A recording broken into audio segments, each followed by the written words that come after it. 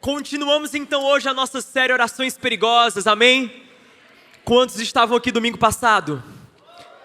Nós falamos sobre orações perigosas e nós aprendemos com Elias. A palavra diz em Tiago capítulo 5 que Elias, sendo humano como nós, ele orou, viu os céus se fechando, orou e o céu se abriu. Elias, um homem como nós, ele orou e viu respostas, porque orações perigosas não é sobre quem ora, é sobre aquele que responde, que é o Senhor, o nosso Deus, amém? O Deus que não conhece impossível, e nessas orações perigosas nós temos aprendido exatamente sobre clamar a Deus, pedir da parte de Deus, buscar do Senhor a manifestação do seu agir e do seu poder, para situações que muitas vezes nós não encontramos possibilidade de resposta, mas sabemos que Deus tem sempre um como, Deus tem sempre um caminho, Deus tem sempre uma porta para ser aberta, amém? Hoje nós vamos continuar falando sobre orações perigosas, e eu peço que se você tiver Bíblia, você possa abrir comigo em Mateus capítulo de número 6, eu quero ler uma passagem com você, palavras do próprio Jesus, em seguida vamos orar e então entrar nessa mensagem. Mateus capítulo 6, a partir do versículo 9, a palavra diz assim: portanto vós orareis assim, Pai nosso que está nos céus, santificado seja o teu nome, venha o teu reino, faça-se tua vontade, assim na terra como o pão nosso de cada dia dá-nos hoje, perdoa-nos as nossas dívidas, assim como nós temos perdoado aos nossos devedores, não nos deixes cair em tentação, livra-nos do mal, pois teu é o reino, o poder e a glória, para sempre, amém. Eu quero convidar você, aí no seu lugar, se isso ajuda você, feche os seus olhos, curve sua cabeça e vamos orar. Espírito Santo de Deus,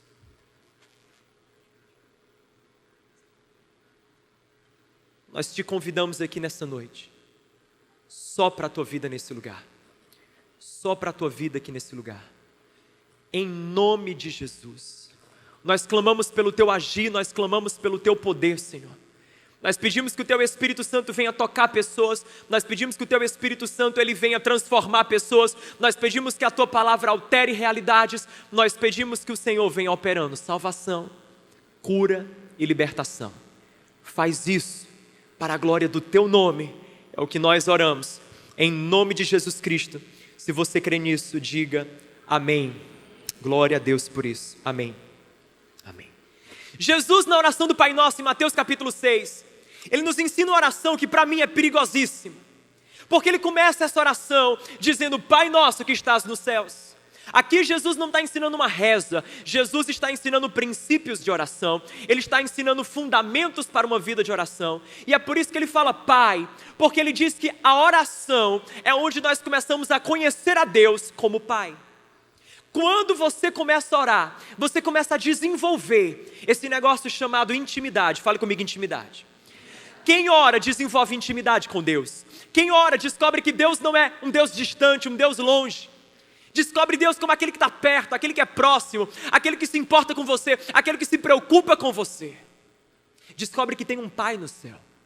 E eu estou falando isso sabendo que tem muita gente que tem uma paternidade natural mal resolvida. Nós vivemos dias onde há uma ausência paterna. Pessoas que ou não tiveram pais, ou tiveram pais que estavam presentes fisicamente, mas ausentes emocionalmente. Pais que não cuidaram de você, pais que não se posicionaram como um pai na sua vida. Um pai que não falou para você que você é importante, que você valia muito, que você é incrível, único, singular.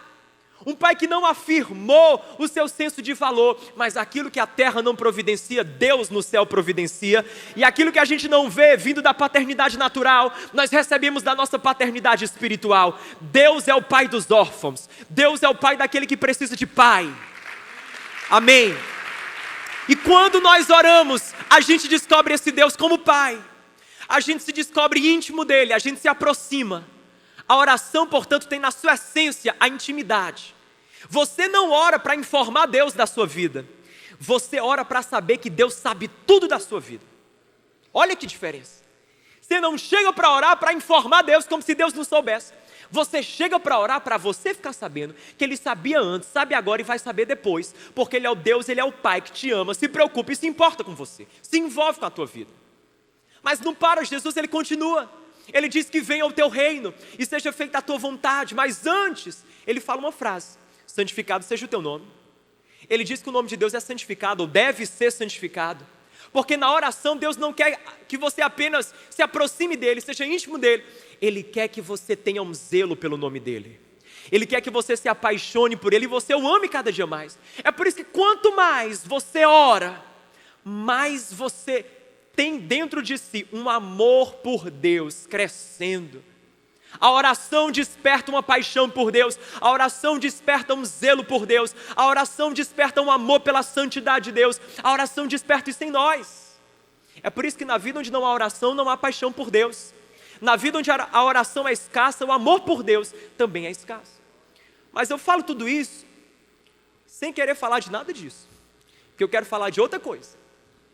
Eu quero falar desse versículo que segue, que é o venha o teu reino e seja feita a tua vontade. Essa é uma oração perigosíssima, e é sobre essa oração, seja feita a tua vontade, que eu quero falar hoje. Porque afinal de contas, quem aqui nunca orou esse negócio de seja feita a tua vontade? Quem aqui já fez aquela oração, Deus seja feita a tua vontade? Quem aqui já? Em alguma? Todos nós. Afinal de contas, essa oração é chave. Quando você não sabe o que pedir, você ora e diz, Deus seja feita a tua vontade. Quando uma pessoa pede oração para você, você não sabe nem como é que você ora. No seu coração você está assim, meu Deus, o nó está tão grande que eu não sei nem como é que desata. Aí você faz aquela oração, Pai, que seja feita a tua vontade na vida dela. Serve para tudo. Aconselhamento, a pessoa vem pedir um conselho para você. Aí você diz assim, amigo, faça a vontade de Deus, ó. Você não tem como errar. Você deseja a vontade de Deus. É o dia do aniversário da pessoa, aí você dá parabéns. Aí o pessoal, né, quer mais espiritual, aí vai. Eu desejo para você a vontade de Deus. Não tem perigo não ser um parabéns especial. Vontade de Deus é certeira. Então a gente ora, a gente pede, a gente deseja para o outro. A gente, quando não sabe o que falar, fala da vontade de Deus, sem saber que esse negócio de seja feita a tua vontade, Samuel, é perigoso. Perigosíssimo. E eu quero falar sobre esse perigo. Agora, não para te assustar, pelo contrário, para te apaixonar pela vontade dele. Porque quando você ora, seja feita a tua vontade, está correndo um risco, o risco da sua vida entrar na dimensão do extraordinário. Você está correndo o risco de não ser mais o mesmo. Você está correndo o risco de viver uma vida com Deus que você nunca sonhou que poderia viver. Você está correndo o risco de ter a sua vida tocada, transformada, marcada pelo poder do Espírito. Você está correndo o risco de viver aquilo que o olho não viu, o ouvido não ouviu, nem jamais penetrou no coração do homem. Quer correr esse risco? Ora, seja feita a tua vontade. Mas eu quero de começo te falar por que é um perigo. Posso começar? Primeira coisa, é um perigo orar que seja feita a tua vontade. Por quê? Porque nem sempre a vontade de Deus é a sua vontade. Nem sempre aquilo que Deus quer é aquilo que você quer. Nem sempre aquilo que você está dizendo assim, Deus, eu quero isso, Senhor, eu quero isso. Deus está dizendo, mas eu não quero. Sabe aquelas coisas que você vai diante de Deus, diz, Deus, esse sonho aqui, esse meu sonho. E Deus fala para você, pois então, é seu sonho, não é meu. É seu projeto, não é meu. É seu plano, não é meu. É seu desejo, não é meu. É seu amor, não é meu. É seu namorado, não é meu. Eita Deus. É seu, não é meu. É seu, não é meu. Nem sempre aquilo que a gente quer é o que Deus quer. É por isso que é um perigo. Quando você ora, seja feita a tua vontade, você está se abrindo para uma vontade que pode contrariar a sua. Você está se abrindo para uma vontade que pode contradizer os seus desejos e o seu querer. Sabe quem foi que descobriu isso de forma assim dura? Jonas. A palavra fala sobre esse profeta lá no Antigo Testamento chamado Jonas. Deus disse assim, Jonas, vai lá para Nínive e prega lá a minha palavra. O que é que Jonas fez? Foi para Nínive? Não. A Bíblia diz em Jonas capítulo 1, no versículo 3, que Nínive, ou melhor, Jonas no caso, se dispôs em fugir da face do Senhor. E em vez de ir para Nínive, o cara foi para Tarsis, outra cidade. Aí você diz assim, erro de endereço? A mulher do GPS falhou? Não. Jonas se recusou a fazer a vontade de Deus. Se recusou. Em vez de ir para Nínive, ele foi para Tarsis. Aí Deus foi lá e diz, Jonas, pois então tá, eu vou providenciar um transporte escolar para você. Mandou um peixe lá, engoliu Jonas. A devolver Jonas lá para Nínive. Aí você diz, mas por que Jonas não foi de primeira para Nínive? Por que ele não acatou a vontade de Deus? É porque Nínive era uma das cidades do império da Síria. A Síria havia saqueado Israel.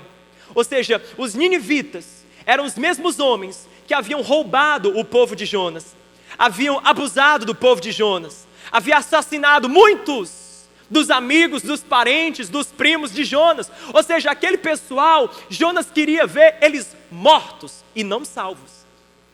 Então quando Deus manda Jonas lá para Nínive, Deus está mandando Jonas exatamente para o lugar que ele não queria estar.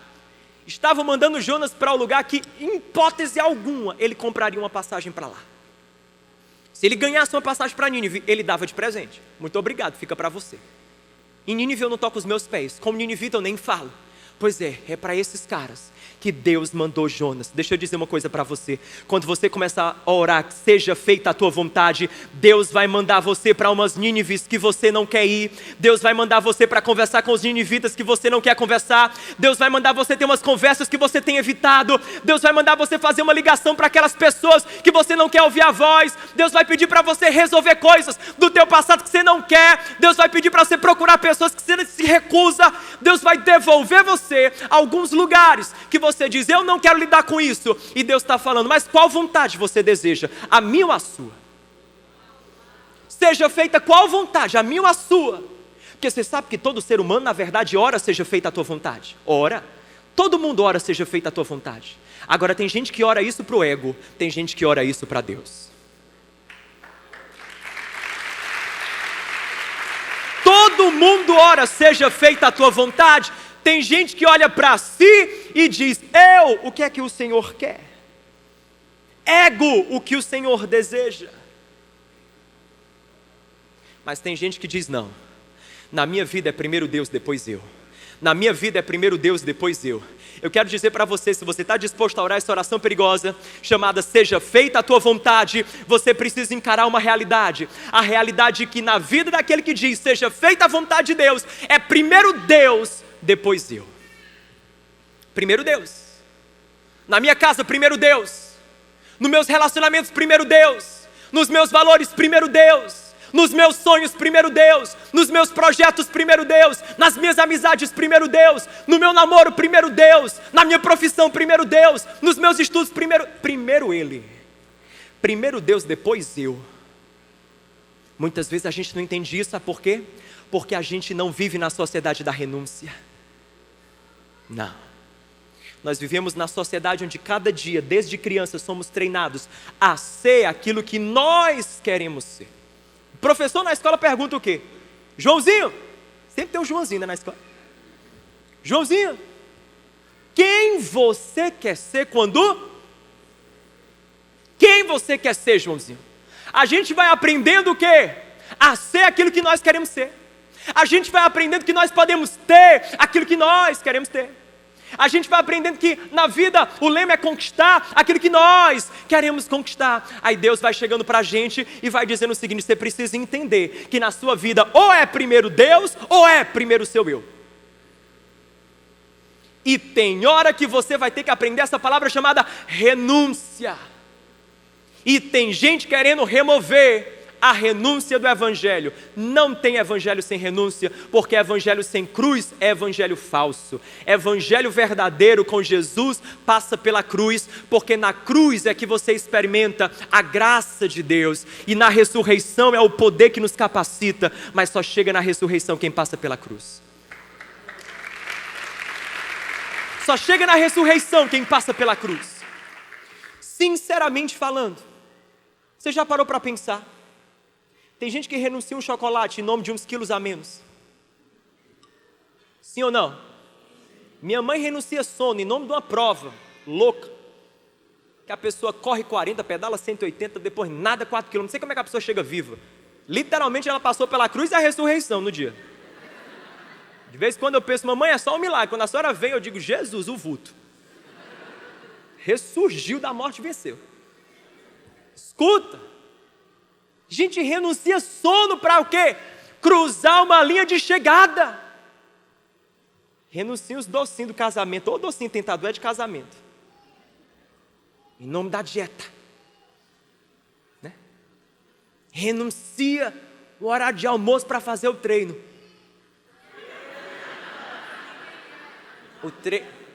Não. De forma alguma. Falei com esse pessoal aqui da igreja. Entende? Hashtag tu me inspira.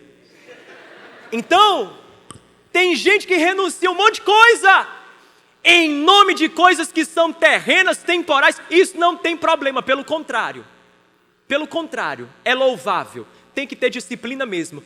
Aí eu fico me perguntando, tem gente que não quer renunciar a nada em nome de Deus. Não quer renunciar a nada em nome de Deus? Ah, mas pelo amor de Deus, vamos combinar. A renúncia que mais vale a pena a gente fazer é a renúncia que a gente olha e diz: eu faço isso só por causa de Jesus. Só por causa de Jesus. Seja feita a vontade de Deus. Nem sempre a vontade dele será a sua. Segundo, anote e guarde. Orar seja feita a vontade de Deus é um perigo, porque a vontade de Deus por vezes não é a opção mais fácil a curto prazo. A curto prazo, de vez em quando, Deus complica as coisas antes dele descomplicar. Você quer que eu dê um exemplo? Maria, mãe de Jesus. Mateus capítulo 2 fala que ela estava lá na casa dela. Aí o anjo chega. Quando o anjo chega, o negócio é sério. Deus mandou o anjo e disse: Maria, o negócio é o seguinte, você vai conceber o Filho de Deus, o Salvador. Eu acho que ela estava com efeito tranquilizante, porque senão ela tinha caído dura. Maria ouve aquele negócio: ok, eu vou ter o Filho de Deus. Tá, como é que isso vai acontecer? Porque nem casado eu sou noiva ainda. Aí o anjo: calma, será pelo Espírito Santo. E Maria no final diz para o anjo: seja feita a tua vontade, Senhor. Que se cumpra em mim, é o que o texto diz, que se cumpra em mim tua palavra. Ela se disponibiliza para a vontade de Deus. Pois bem, a barriga vai crescendo, Maria grávida. Aí as amigas chegam. Você já parou para pensar nessa cena? Maria, assim, eu estou meio constrangida de perguntar, mas cá entre nós, tu tá grávida? Tu nem casada com José é? Tu sabe que na nossa cultura, mulher só pode engravidar depois de casar. Como é que José... Tu tá escondendo isso? Coloca uma cinta. Maria: não. Foi pelo Espírito Santo. A amiga mais claro, pelo Espírito Santo. Pelo Espírito Santo. Não adianta dar essa desculpa aí, viu? Pelo Espírito Santo. A Maria, querendo que a outra acreditasse que era pelo Espírito Santo. E só a Maria sabia. Mas é pelo Espírito Santo. E para explicar para José, foi tão sério que não deu. O anjo teve que falar com José, porque senão como é que José ia acreditar na mulher? Filha, assim, estou grávida. Antes de você, o Espírito Santo tornou-me grávida. Imagina a situação. E outra, Herodes, naquele tempo estava mandando matar os meninos todos. Ela teve que sair fugida para o Egito para salvar a vida de Jesus. Ou seja, de uma vida pacata e tranquila, Maria virou foragida, procurada. Olha que maravilhoso. Veio a promessa na vida de Maria, não veio? Mas ela veio embalada no embrulho chamado problema. Deixa eu te dizer uma coisa, tem muita promessa de Deus que só chega na nossa vida embalada nesse embrulho chamado problema. Eu descubro isso aqui na Bíblia, Deus só dá promessa para quem Ele pode delegar problema. Você quer que eu prove? Moisés, tu vai abrir o mar, mas antes tu vai ter que falar com o faraó, vai ter que carregar 2 milhões de escravos do Egito até a terra da promessa, reclamando no teu ouvido todo dia. Aguenta o problema, porque se não segurar o problema, também não aguenta a promessa. Calma, segura que ainda tem mais. Noé, você já parou para pensar em Noé? O pessoal acha muito lindo, faz aquelas bíblias infantil, parece que Noé está feliz, satisfeito. Dentro daquela arca, com aquele monte de animal, zoológico. Querido, quando os teus cachorros entram dentro de casa, faz aquela sujeira, você já se estressa? Tu imagina passar 40 dias com o zoológico inteiro? É cobra, é aranha, é tudo. Animal, aí barato, um monte de barato. Era só o começo. Porque era de todas as espécies, ou seja, a baratinha, a mãe, a filha, a prima, tudo. Tudo lá. Juntas. devia ser, me perdoe o uso da expressão, mas uma caatinga. Aquela arca devia feder. E o Noé 40 dias com aquele zoológico, aquela barulha, para dormir. Como é que fazia? Batia palma, ordem aqui, não tinha. A confusão que era. Pois é, teve que aguentar o problema para poder viver a promessa. Mas se livrou do dilúvio. E o tal do Neemias? Neemias, estou te levantando para tu reconstruir umas muralhas. Neemias vai lá, cadê? Tinha o quê? Um monte de engenheiro civil, arquiteto esperando por ele, os pedreiros todos enfileirados de forma militar, organizados para poder fazer a obra, não era assim? Claro que não, uma confusão medonha. Não tinha recurso, não tinha gente, não tinha organização, não tinha gente, tinha nada. Neemias teve que enfrentar o problema para ver a promessa. E a Esther, que vai conversar com o rei para poder livrar a raça dos amigos dela, do povo judeu, que estava para passar por um genocídio, teve que enfrentar o problema para poder ver a promessa. Jesus, estou te chamando para você ser o salvador da humanidade. Jesus disse, sim, Pai, aqui estou eu. Mas lá no Getsemane, ele teve que aprender que era preciso a cruz para ele salvar a humanidade. Passou pelo problema, mas ele experimentou a promessa. Ao terceiro dia ressuscita e ascendeu à destra do Pai. Deixa eu te falar uma coisa. Deus dá promessa para quem ele pode delegar problema. Deixa eu te perguntar uma coisa. Deus pode delegar problema para você. Deus pode dar problema para você.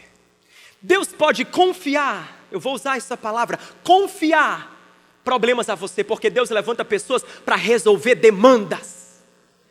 Deus pode confiar a você problemas. Para Maria, Jesus veio, mas veio com um pacote de problema. Ele pode confiar a você problemas. Ele pode confiar a você um filho problemático. Ele pode confiar uma esposa difícil. Ele pode confiar uma mãe. Ele pode confiar uma sogra. Ele pode confiar um chefe complicado. Ele pode confiar um liderado difícil. Ele pode confiar pessoas da sua equipe invejosas. Ele pode confiar isso a você. Ele pode confiar problemas. Ele pode confiar problemas. Ou você só quer o bônus, você só quer a parte boa, você só quer a promessa. A promessa vai vir embalada num negócio chamado problema. A promessa vai vir embalada num negócio chamado problema. Que Deus só dá promessa para quem ele pode delegar problema. Então nem sempre a vontade de Deus, é a mais fácil a curto prazo. Tem gente que pensa que quando eu for orar, seja feita a tua vontade, eu vou ouvir Deus falando assim para mim, filho, aperta esse botão aí, aquele botão do eject, que você aperta o negócio sai. Aí você aperta o botãozinho para você, ejetar, isso embora. Não tem, já viu aqueles aviões, que quando o negócio está dando pânico, tem o botão lá que você aperta, aí você sai naquela cápsula.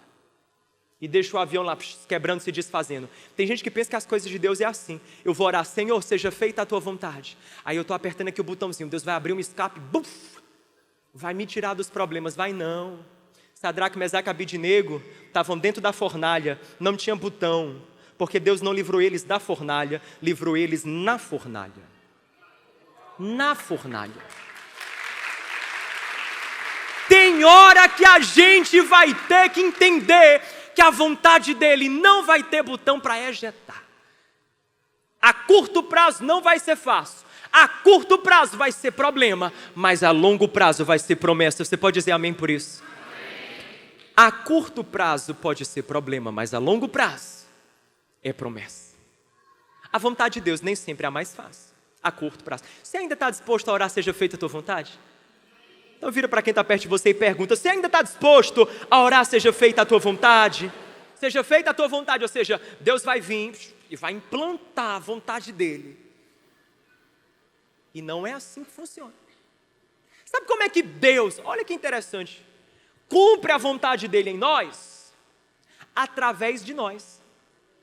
É quando você vai se alinhando com a vontade dele, ou seja, é quando você vai tomando escolhas, decisões, caminhos que o honram, que o glorificam, escolhas e decisões de acordo com a vontade e o coração dele. Quando você vai fazendo isso, você vai se colocando dentro da vontade de Deus, aí Deus cumpre os propósitos dele.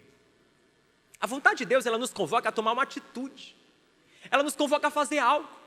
Jesus falou, venha o teu reino, seja feita a tua vontade. A vinda do reino de Deus nas nossas vidas está ligado ao fazer a vontade dele. Ou seja, só vive a vontade do Pai aquele que está disposto a receber o reinado dele, o governo dele. Jesus tem que governar sobre mim, tem que ser o meu rei, o meu Senhor.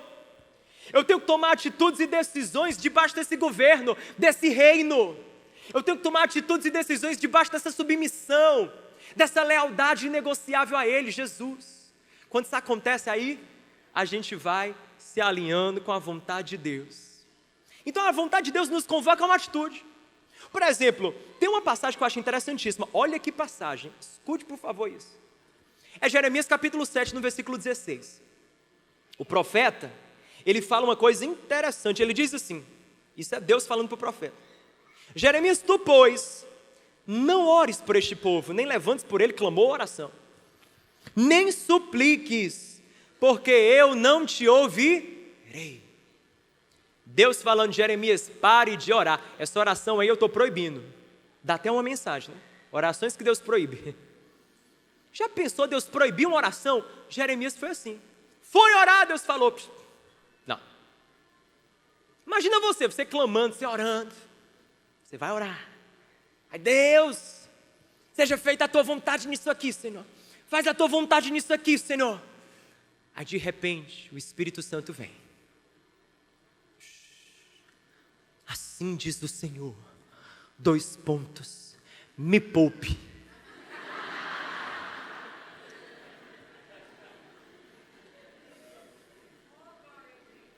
Você orando, você clamando, você dizendo, Deus, por favor, faz a vontade nisso, faz a vontade nisso. Aí Deus chega de mansinho. O Espírito Santo vem. Filho meu, você, filho meu, assim te digo, faça-me um favor, cala-te. Aí você diz, não, isso não tem, João. Tem, foi com Jeremias, foi assim. Jeremias estava orando, clamando, culto de oração lá. Deus falou, por favor, essa daí proíbe. Essa daí eu não aceito, Jeremias. Poupe os meus ouvidos disso. Escuta, sabe por quê? O caso de Jeremias era assim. O povo no tempo de Jeremias capítulo 7, eles vinham para o culto, eles faziam as festas a Deus, a celebração, a oração, mas fora do templo, fora do culto, fora desse espaço, vivia a vida do jeito que queria, de qualquer forma, tomava qualquer tipo de decisão, qualquer tipo de escolha. Aí Deus ficou de saco cheio com aquela situação. Deus olhou e disse, mas pelo amor de Deus, vocês quando chega aqui, ora um negócio, quando vai para lá faz outro, chega aqui, ora um negócio, quando vai para lá faz outro. Vocês vão me poupar desse negócio de faça a tua vontade. Vocês não estão comprometidos com a minha vontade. É Deus chegando para o profeta e dizendo, pede para esse povo entender uma coisa. Orações que nos isentam da nossa responsabilidade, elas não são respondidas. Elas alimentam ócio, comodismo e religiosidade vazia. É por isso que a pessoa vem e diz assim, João, ora aqui porque meu relacionamento, ora aqui para Deus abençoar. Calma aí, filho. Vamos conversar aqui, né? Porque não acho você que Deus abençoa qualquer coisa não, tá? Vamos saber como é que está esse negócio? Aí você pergunta e começa a saber como é que está o negócio. Aí tem que ser sincero, infelizmente não vai dar para Deus abençoar não, eu vou orar para Deus apartar. Porque Deus não abençoa um projeto que não é dele, é teu. Negócio que não está funcionando do jeito dele, é seu. Não está faltando oração, está faltando ação. Você está querendo que Deus conserte em oração aquilo que você precisa resolver com atitude. Você está dizendo, Deus, toca o meu lar, mas a sua atitude que tem que ser diferente. Deus, conserta o meu esposo. Fale menos, querida. E ore mais. É a palavra de Deus na sua vida. Você está querendo que Deus conserte em oração aquilo que você tem que resolver com atitude? A mulher sábia edifica seu lar. A tola com as próprias mãos, não precisando nem do capeta, ela mesmo derruba. Aí não precisa nada. É assim que funciona. Atitudes. A gente pensa que Deus vai resolver em oração aquilo que a gente tem que resolver com atitude. Oh Deus, aí vem, Deus, por favor, me toca aqui, me toca, Senhor, me toca para eu deixar isso aqui, me toca, Senhor, me toca. Me toca o quê? Não é trio elétrico, não. É Deus. É Deus. Deixa eu falar uma coisa para você. Deus falou, está falado, acabou. Vai, cumpre, vai e faz. Simples assim. Ah não, não quer. Ah não quer. Aquilo que Deus fala, querido, não precisa de justificativa para você cumprir. A explicação que basta é ter saído da boca de Deus. E aquilo que sai da boca de Deus é digno da nossa confiança. É digno da nossa obediência. Porque eu aprendi que a jornada da fé não é sobre para onde Deus está me levando, é sobre quem me leva. E querido, onde Ele me levar, está levado, está bom para mim, está maravilhoso, porque eu sei que Ele só me leva de degrau em degrau, de glória em glória e ponto final. É assim que as coisas são, quando o assunto é caminhar com Deus. Confie, haja, tome atitudes, tome decisões. Tome decisões. Não queira que Deus conserte em oração aquilo que você precisa resolver com ação. Amém? Quando falamos isso, você deve estar dizendo assim, mas João, já desisti de orar, seja feita a tua vontade. Desista não, porque agora vem a boa parte. Se é que a primeira parte foi ruim, que eu acho que não foi bom também. Mas eu quero que você entenda alguns elementos encorajadores na sua vida. Para você orar, seja feita a tua vontade. Primeira coisa que eu quero que você entenda, eu quero te falar 3 coisas. Primeira coisa, é que vale a pena você orar pela vontade de Deus, porque a vontade de Deus sempre, diga comigo sempre. Mais uma vez, sempre. Mais forte, sempre. Sempre nos surpreende. Romanos capítulo 12, verso 2. A vontade de Deus, quem sabe, diga comigo, ela é boa, perfeita. Você sabe. Nosso problema não é saber, nosso problema é crer de coração. Porque a vontade dele é boa, perfeita e agradável. Quem se abre para a vontade de Deus está se abrindo para o bom, para o perfeito, para o agradável. Pai e mãe não conseguem conceber um plano tão bom como o de Deus.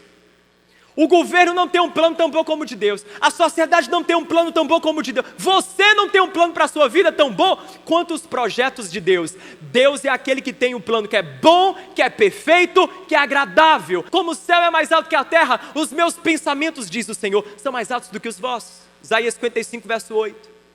Os pensamentos de Deus são mais elevados. Então eu quero que você entenda, Deus não deixa na mão aquele que resolve acolher a sua vontade. Nunca vi ninguém dizendo assim, eu me arrependo, porque decidi fazer a vontade de Deus. Nunca vi. Agora já vi muita gente dizendo, eu me arrependo, porque quando tive um momento de escolha, decidi pela minha vontade e não pela de Deus. Quem diz, eu não abro mão de viver a vontade dele, ela é boa, perfeita e agradável. Te digo mais, surpreende. Surpreende.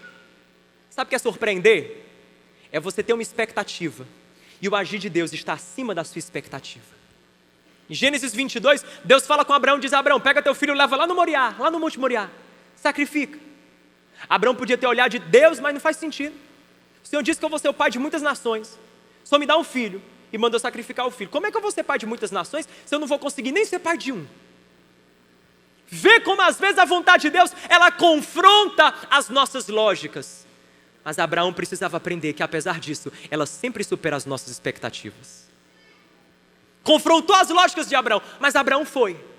Apesar de não compreender, obedeceu, porque ele entendeu. Às vezes a vontade de Deus você não entende, mas ela é sempre digna de ser obedecida. Ele vai e leva o tal do Isaac, quando está prestes a sacrificá-lo, ouve a voz de Deus, dizendo, não precisa filho, não precisa. Você pensava que era um sacrifício, mas na verdade sempre foi um teste. Sabe o que é isso? É Deus falando para a gente, é Deus falando para mim e para você. A vontade dele sempre surpreende. Abraão pensava que ia perder um filho, mas na verdade foi no Moriá que ele ganhou a paternidade de muitas nações. Sempre surpreende, Deus sempre surpreende. Sempre, sempre, Deus sempre surpreende. Lá estava Davi. Deus deu um Golias para ele. Pois é, Deus não deu o trono, Deus deu Golias. E o Golias o levou ao trono. Davi foi lá enfrentar o Golias. Não foi fácil, foi complicado. Teve muita coragem, medos a serem vencidos. Mas no poder e na confiança no Senhor, ele foi e derrubou aquele Golias. E Deus disse, pois então, pensava que era só uma lutinha de nada, né Davi? Não. Foi a oportunidade da sua vida que eu acabei de te dar. A vontade de Deus sempre surpreende. Quando Deus te manda para lá, vai para lá. Quando Deus te manda ficar, fica. Quando Ele te disser para falar, fala. Quando Ele disser silêncio, cala-te. Quando Ele disser se dobre, se dobre. Quando Ele falar aquieta, aquieta. Quando Ele disser não é tempo, não é. Quando Ele falar continua, continua. Quando Ele disser para, pare. Quando Ele disser volta, volta. Não abra mão da vontade de Deus. Não abra. Não abra. Não abra mão da vontade de Deus. Ela sempre surpreende. Segundo, a vontade de Deus, vale a pena você dizer, seja feita a tua vontade, porque a vontade de Deus, ela produz nas nossas vidas um legado eterno. 1 João 2, verso 17, João fala, aquele que faz a vontade do Senhor permanecerá para sempre. Você já parou para pensar que coisa poderosa? Permanecerá para sempre. Você já teve aquelas conversas com alguém, que você perguntou por um terceiro, como é que está fulano? Tão bem ele, né? Estava tão bem de vir, como é que está? Ixi, o jogo virou. Tudo que estava de um jeito, agora está de outro, acabou-se tudo. Se desfez tudo. Porque a vida é assim. A vida é assim. Tem seus altos e baixos. E de vez em quando quem está no topo da crista, lá da onda, leva um caldo de repente. Mas João fala dessa promessa, que eu não estou te colocando medo, só quero que você entenda, olha que promessa linda, que quem faz a vontade dele, permanece, e não é para agora, não é permanecer só para daqui a algumas horas, não, permanece para sempre, relacionamento fundamentado na vontade de Deus permanece para sempre, sonhos fundamentados na vontade de Deus permanecem para sempre. Vocações fundamentadas na vontade de Deus permanecem para sempre. Não é de momento, permanece para sempre. Que a sua vida permaneça para sempre. Enquanto o louvor volta, eu quero encerrar essa mensagem com esse ponto, dizendo, sabe por que fazer a vontade de Deus? Porque a vontade de Deus em nossas vidas traz o reino de Deus à terra. Diga comigo, traz o reino. Traz o reino de Deus. Quando nós resolvemos pela vontade de Deus nas nossas vidas, o reino se manifesta em nós e através de nós. A gente vê o governo de Deus e os sinais do seu reino na nossa vida e na vida das pessoas à nossa volta, na nossa família, nos nossos amigos, na nossa profissão, em tudo. A gente vai vendo o agir de Deus, a gente vai vendo o governo de Deus, a gente vai vendo esse reino. Jesus começa a governar em você e através de você. Então vale ou não vale a pena abrir o coração para a vontade de Deus? Quem aqui está disposto a orar, seja feita a tua vontade? Ore, seja feita a tua vontade. Eu quero encerrar a minha mensagem falando para você uma coisa, seja feita a tua vontade é uma oração perigosa, mas que vale tanto a pena ser feita. Vale a pena ser feito porque mesmo a vontade de Deus, nem sempre sendo a nossa, nem sempre sendo a mais fácil a princípio, de vez em quando confrontando as nossas lógicas, e muitos casos, sendo essa vontade que nos convoca a uma atitude, a uma escolha, a uma decisão, ela é boa, perfeita, agradável, supera qualquer expectativa, produz um legado eterno, traz o reino às nossas vidas. Eu quero que você saia desse lugar dizendo, eu vou orar e eu vou viver, esse seja feita a tua vontade.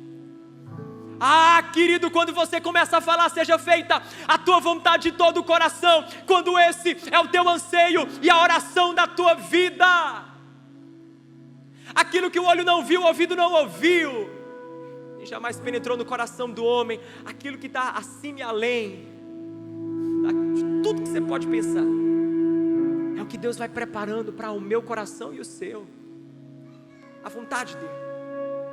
Mas sabe o que eu tenho percebido? É que muita gente tem vivido a vida com Deus numa negociata. Sabe como é que funciona? Funciona assim: no domingo vem, Deus, te entrego minha vida, aí coloca nas mãos de Deus. Aí na sexta-feira diz, Deus, vou pegar de volta, que agora eu quero fazer o que eu quero. Aí você pega de volta. Aí vem o conexão, aí você diz, conexão é tempo de entregar tudo para Deus. Aí você vai, entrega para Deus. Aí você recebe aquela ligação, e você diz: Jesus, me dá de volta, que eu quero fazer do meu jeito. Aí vai no acampamento é tempo de entregar tudo para Deus. Aí você vai: Deus está aqui, a minha vida.